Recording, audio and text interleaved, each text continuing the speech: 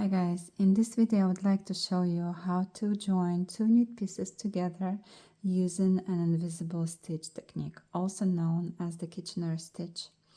So this technique works very well when you knit the front and back of your sweater or top or whatever you prefer to knit in separately, and then you want to join them, but you don't want to have a seam run right through your shoulder and arm here. So as you can see that I use this technique right here on my jumper, and if you don't see anything, here's another piece that I worked on, and also I use this technique,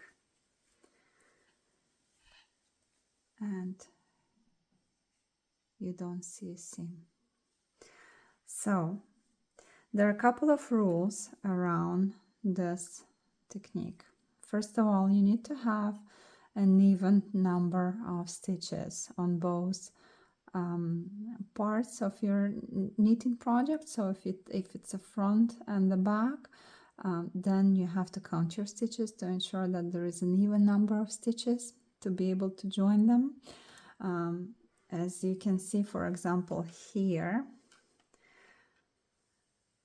there is a V-neck here, and the back runs from here, and the number of stitches, so you need to count from here to here on for the front and for the back to have an even number of stitches.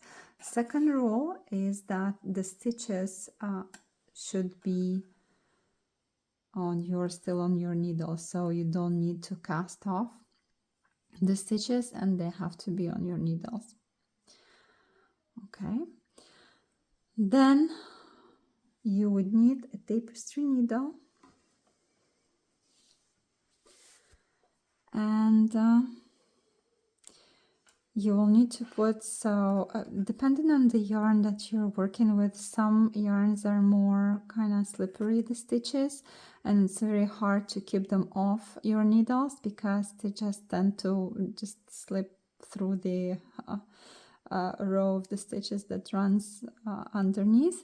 So you can keep the stitches on your needles and have it on your, for example, place them on your table, on your desk, side by side, and you're gonna be working 2 stitches at a time for each part.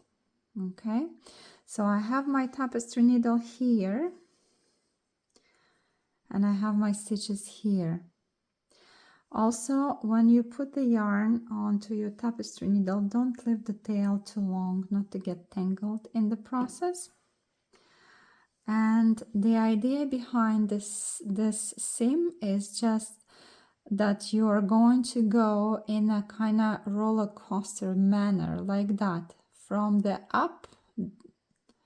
down up, and from the up down into the stitches. So which means that you're gonna go, so you need to identify 2 first stitches and to make sure that they are facing up. They're not, you know, tangled, they're not twisted, they're just facing up, and you would need to hold them in place to be able to do that. So here's my edge stitch and the next stitch, and I hold them in place, and you get your needle, and then you go from the bottom up, from the back through the front, and from the up down, from the front through the back. For now, you can leave the tail, don't worry about this tail, you're gonna deal with it after you finish joining the 2 pieces. So, and place your needle back onto the table. Now you need to repeat the same steps for these 2 first stitches. Take them off the needle and keep them in place with your fingers. And again, you repeat the same steps from the down up and from the up down, from through the back, from the back through the front, and from the front through the back. sorry, from the top through the back. Okay, and tighten up a little bit here. So right now you don't see anything because there is nothing to see for now. You're gonna be able to see your process and progress when you're gonna join a couple of more stitches. So now you move on to the second part and you find that last stitch, so the second one here, and it's already secured with the yarn, so it's not gonna slip anywhere, so you can see this stitch. And so from the, you're gonna enter your needle from the top here, and you need this stitch as well, the next stitch on your needle. So from the top through the back, and now you have to go from the back through the top. Okay.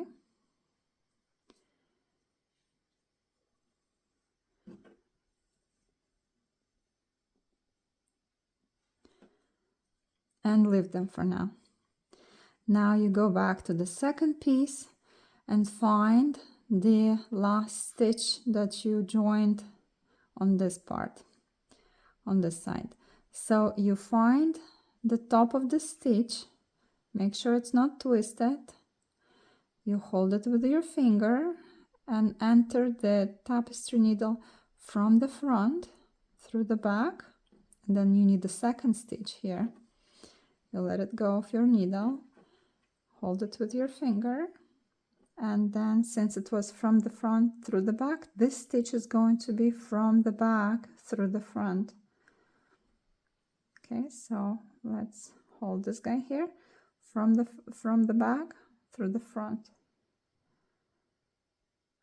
Sorry, so from the front through the back, and then from the back through the front. Yes, that's like that.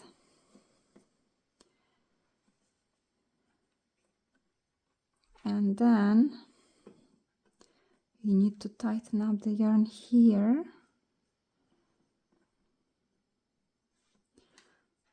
Just to mimic the same length of the stitches that you have on both sides.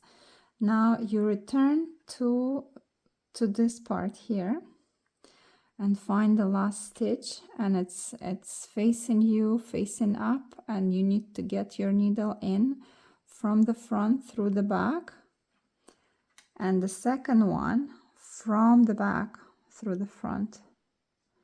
So it's here. See if it's like that, from the back through the front.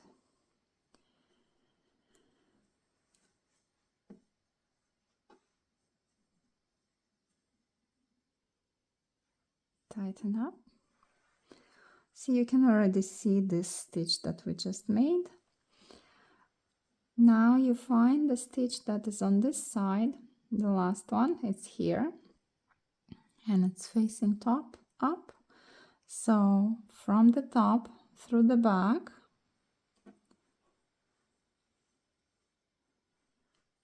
and the next one will be from the back through the top.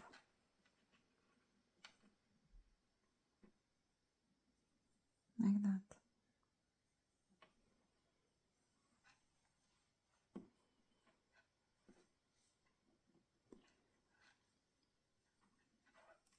Next set of stitches is on this side. Find the last stitch facing up from the front, from the top through the back.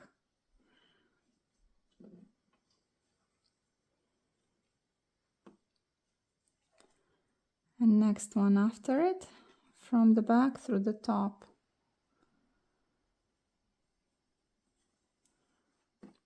And you continue working like that until the end of your row. So let's do it one more time.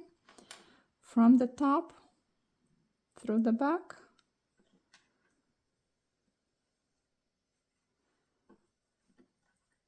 And get this stitch off your needle.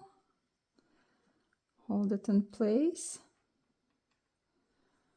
and from the back through the top.